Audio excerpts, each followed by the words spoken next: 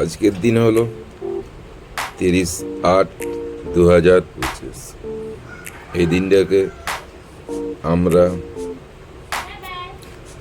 জাতীয় ক্ষুদ্র শিল্প দিবস হিসেবে পালন করি। এটা শুরু হয়েছিল 2001 সাল থেকে। ক্ষুদ্র ব্যবসায়ীদের উন্নত এবং অনুপ্রেরিত করার জন্য এই দিনটাকে আমরা পালন করে থাকি। আবার পৌরাণিক হিসাবে আজকে হচ্ছে ললিতা সপ্তমী। ললিতা কে? ললিতা হচ্ছেন কৃষ্ণের 8টি সখীর মধ্যে একজন।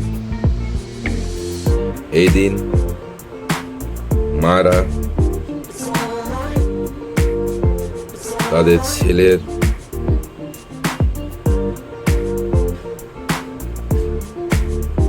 শরীর সুস্থ থাকুক এই জন্যে উপবাস করে।